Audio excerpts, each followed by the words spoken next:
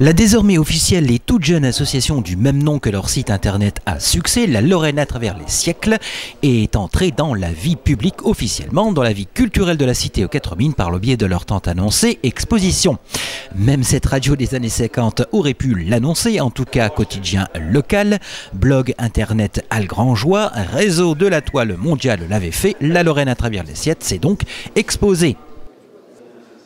Comme annoncé Alicia Michelon, Joris Boucra, Samuel Herman, François Witzenrit et Kevin Bressan, nos jeunes passionnés d'histoire locale dont nous avons fait le portrait, le temps d'un week-end ont exposé quelques grandes périodes de notre région avec un point d'orgue sur la Seconde Guerre mondiale. Une exposition qui s'est articulée en de multiples panneaux, objets des plus diverses, documents, lettres, cartes postales et quelques délices pour numismates. Kevin Bressan. L'exposition, on l'a fait sur plusieurs périodes, les mines, la Seconde Guerre mondiale. Comme là, on a plusieurs armes démilitarisées, il y a des obus, il y a de tout là. Pour les mines, il y a les outils de géomètres, les lampes à carbure. On a aussi ce qui est plus ancien, l'époque romaine. Après les fossiles, on a une ammonite, une dent de mammouth. Et le plus gros lot d'objets, c'est sur la Seconde Guerre mondiale. Qu'on a acheté avec l'association, il y en a 207. C'est de la Seconde Guerre mondiale, il y a plusieurs périodes en fait. C'est à partir de la Première Guerre, la Deuxième Guerre. Et, sur divers, il y a des chars, il y a de tout en fait sur les photos. Il y en a où les combattants ils ont mis il y a leurs lettres au dos de la photo. Sinon on a pas mal d'affiches de propagande aussi. Et sur d'autres périodes, comme on a des gravures de Napoléon Ier, la journée de la Meuse, une feuille, on a plusieurs affiches. On a regroupé un peu tout ce qu'on a réussi à avoir en fait. L'association a fait l'acquisition de beaucoup d'objets et de documents pour agrémenter son exposition. Elle a bénéficié de nombreux prêts et donations de la part de nos historiens et écrivains locaux comme M. Nissen ou encore M. Roland Zeben. On a eu des prêts de personnes. C'est un propriétaire de château à Metz qui nous a prêté. Il y a M. Ernest Nissen aussi qui nous a prêté. Et tout le reste, où on a acheté avec l'association, ou c'est des objets qu'on a à nous en fait.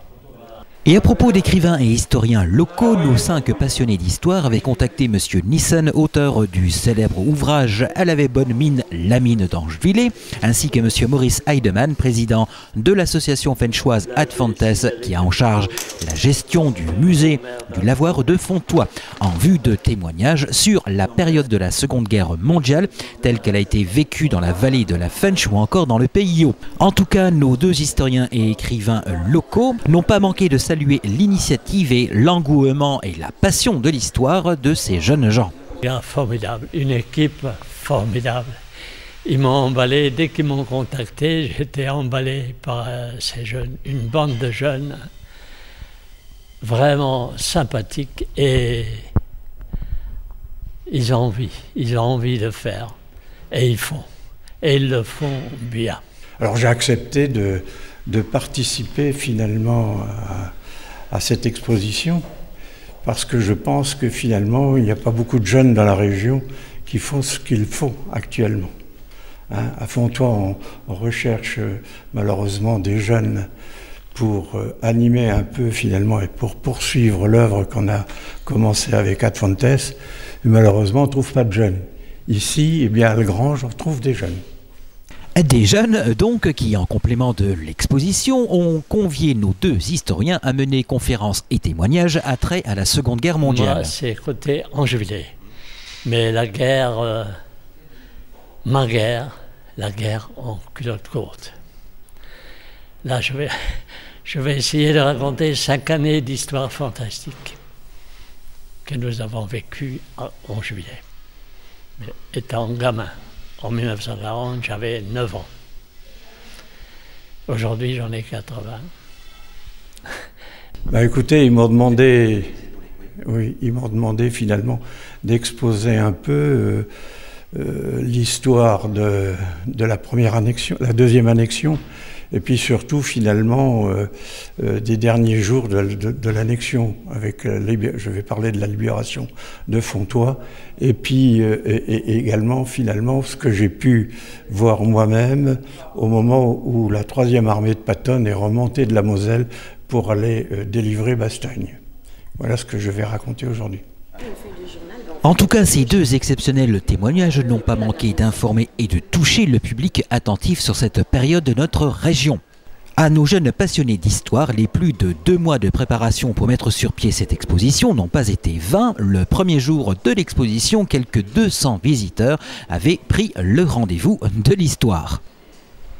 Et à propos d'histoire, pour nos jeunes historiens, celle-ci n'est pas finie puisque une idée de musée leur trotte dans la tête. Kevin. On a créé un musée sur Algrange en fait, et récolter le maximum d'objets pour permettre de créer le musée en fait.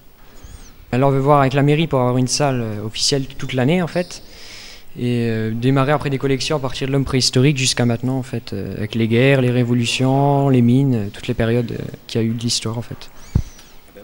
Il y a donc du travail sur la planche. Monsieur Maurice Heidenmann, président Adfontes, gestionnaire du musée de Fontoy, salue l'initiative mais leur recommande tout de même beaucoup de pugnacité pour le montage de ce projet. C'est une idée qui est bonne, seulement il va falloir qu'il se lève de très bon matin parce que c'est très difficile à gérer. Et en plus, il faut savoir que il ne faudra pas baisser les bras parce que finalement, ici dans la région, on n'a pas beaucoup de spectateurs et de visiteurs. En tout cas, on souhaite à ce musée une réussite égale à celle du site internet de nos jeunes historiens.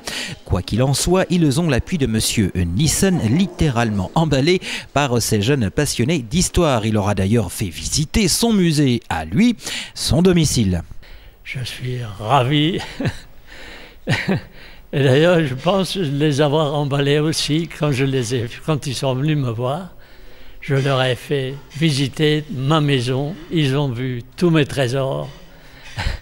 Et ils savent qu'ils peuvent compter sur moi. Je leur ai étalé tout ce que mes 10 kilos d'archives sur la guerre, sur les mines. Ils ont tout embarqué. Et je pense que c'est un bon placement. Un bon placement, en effet, on ne pouvait pas dire mieux. Nous n'avons donc pas fini d'entendre parler de la Lorraine à travers les siècles. Il ne nous reste plus qu'à dire à suivre.